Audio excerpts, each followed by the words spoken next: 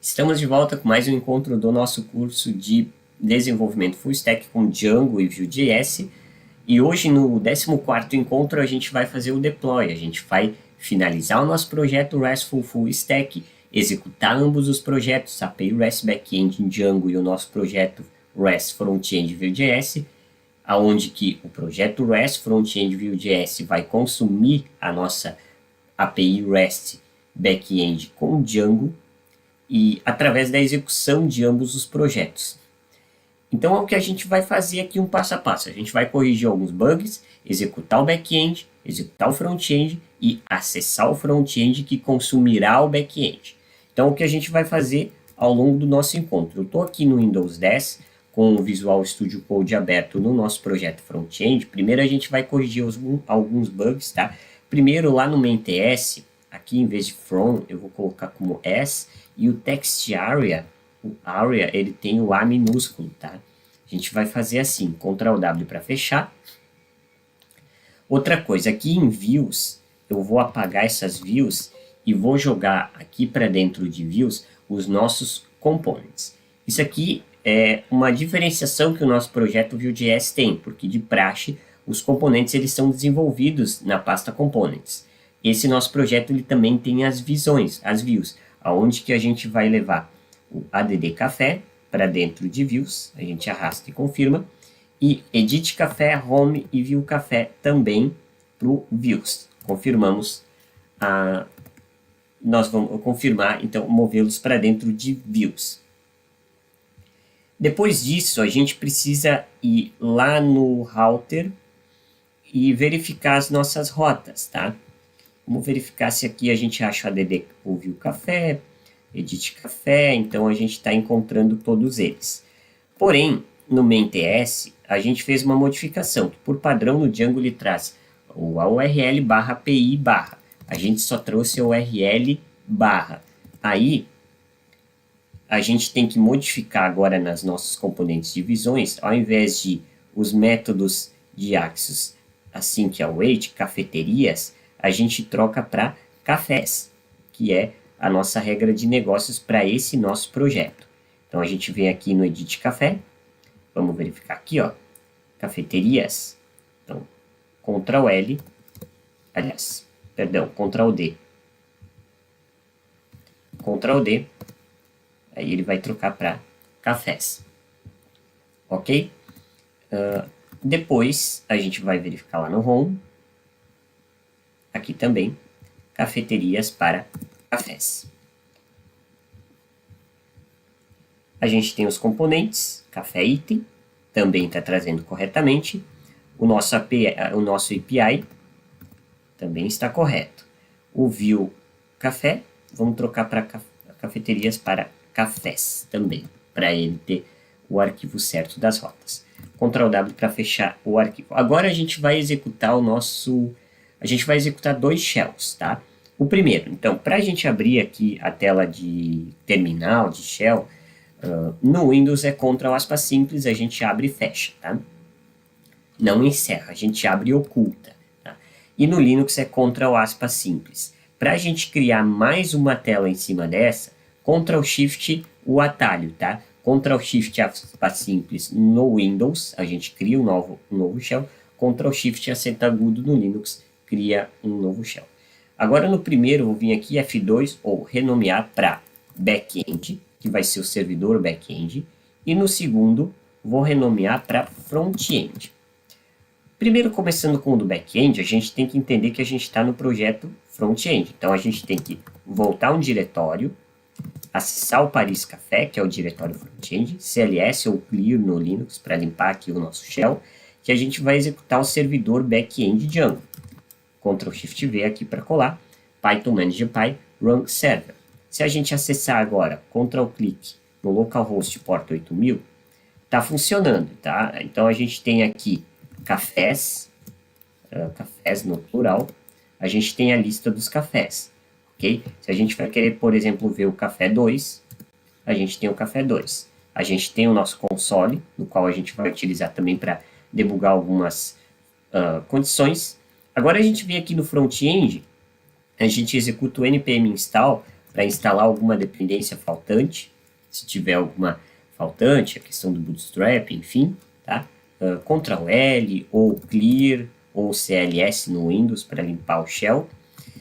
E aí a gente executa o servidor do front-end do Vue.js, no caso do Axios.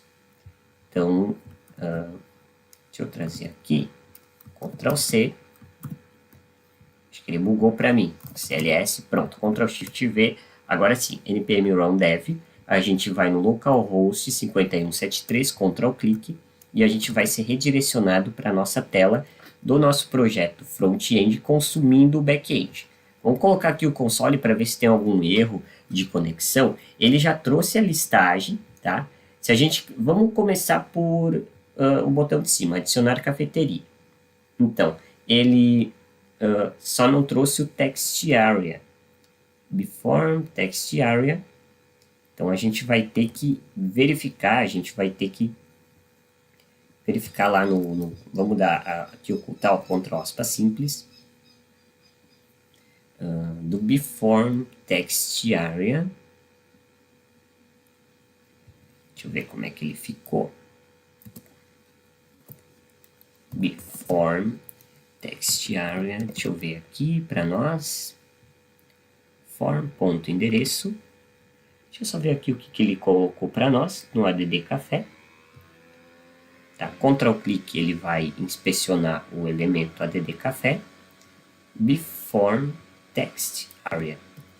A gente pode investigar aqui no main.ts.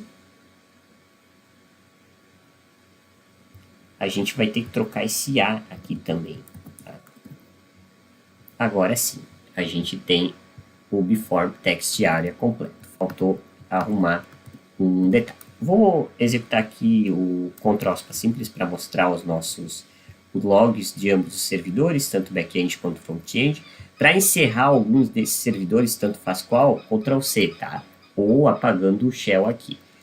Ctrl aspas simples ou Ctrl acento agudo no Linux, ele simplesmente vai ocultar ou mostrar a tela com os servidores. Voltando, então, o botão de retomar para o componente Home, no caso a Vue Home está funcionando.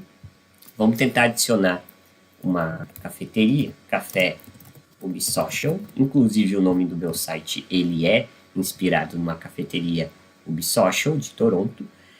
E aqui a gente tem a data, que a gente não consegue, como a gente falou ao longo do nosso projeto, a gente, nessa regra de negócio, a gente não consegue, não tem possibilidade de cadastrar novas cafeterias que ainda não foram inauguradas. Então, o máximo é o dia de hoje, que no caso é o dia que eu estou gravando esse vídeo. Tá? Endereço, Rua X.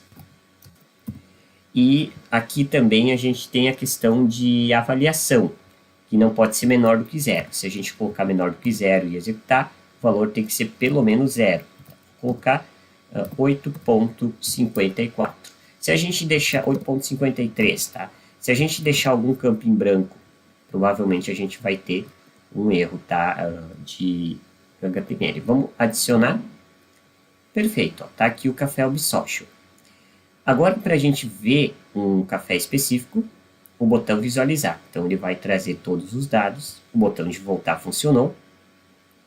Se a gente quiser editar, por exemplo, colocar que o Ubisocial tem nota 10 ao invés de 8.53, a gente troca para 10, confirmar. Eu estou usando o Tab ali, tá? Para selecionar o botão e o Enter. A gente pode usar o mouse também.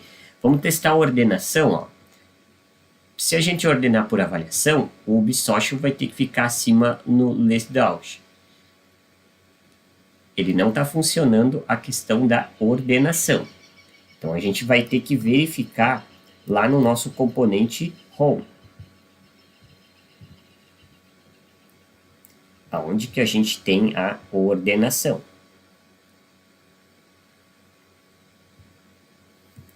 É avaliação, sem acentuação, tá? Vamos atualizar só a página para ver o que vai acontecer. Pronto. Tá? Aqui, como é uma variável, a gente não pode utilizar esses caracteres especiais de acento de acentuação e C cedilhas, tá? A gente vai ter que respeitar essa questão. Então está funcionando. Ó. Às vezes, o que acontece? Tá por último o café que tá por primeiro, aliás, o café que tem maior nota, então não aparece o resultado porque na ordenação original já é idêntica à ordenação por avaliação. Então não é um erro do botão em si, da função do botão. Uma coincidência que a gente teve que, de fato, a gente só tem alguns cafés e eles já estão coincidentemente ordenados naturalmente, inclusive pela avaliação também. Então está funcionando. Ó. Aqui a gente tem a por avaliação, depois a ordenação original. Se a gente quiser editar um dado específico, a gente conseguiu. Se a gente quer deletar, ele vai deletar em tempo real. Então a gente consegue, inclusive, com Ctrl+Shift+M, deixa eu vir aqui ao emular, um iPhone, por exemplo, a gente vai verificar aqui, vamos colocar aqui só uma data, tá? Eu vou colocar, por exemplo, um mês que não existe, ó. Tentei colocar 13, ele automaticamente colocou 12. Vou colocar 2029, tá? Porque esse ano ainda não chegou. O B e a nota é 2. Ele não deixa, tá? Então tem que ser 2025. A gente faz o teste. O valor deve ser... Ah, tá. Essa data ainda não chegou. Vou colocar 2023. Pronto. Aí a gente consegue verificar, inclusive mudando aqui o dispositivo, invertendo ele, o Nest. A gente vai ver que o Bootstrap ele nos auxiliou no processo de criar responsividade. Tá? Então, aparentemente, o nosso sistema está funcionando. A gente consegue editar outros dados, tá? Inclusive, os dados eles aparecerão, inclusive em tempo real, não foi atualizada a página, a não ser pela nossa correção dos bugs. Então a gente tem aí um sistema funcional de tecnologias back-end API REST, desenvolvida com Django, se comunicando através de verbos HTTP REST Web com um projeto front-end desenvolvido com Vue.js.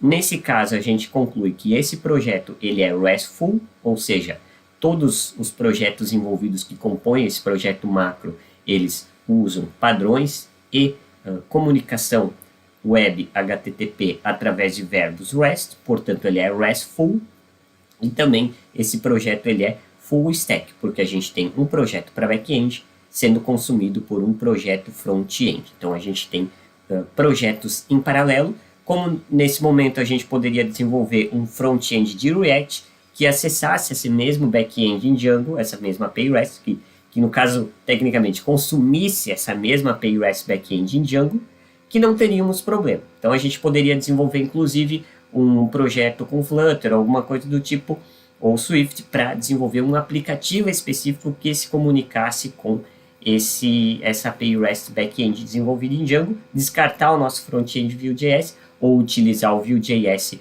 para o ambiente desktop web e um front-end para mobile através do Swift, através do Android com Flutter, alguma coisa do tipo. Tá? Então, essa é a magia dos projetos full stack. Vou encerrar os dois servidores com o atalho Ctrl+C, apagar os dois shells, e a gente tem o nosso projeto finalizado. Tá? Então, todo esse conteúdo você vai encontrar no GitHub do projeto, conteúdo completo, e que estará no meu site, cujo link é obsocial.github.io. Se você estiver me assistindo pelo YouTube ou alguma outra plataforma vinculada ao Obsocial, provavelmente todos esses links de outros cursos que vão agregar a esse nosso, estarão na descrição. Um abraço e excelentes projetos full stack com Django e Vue.js.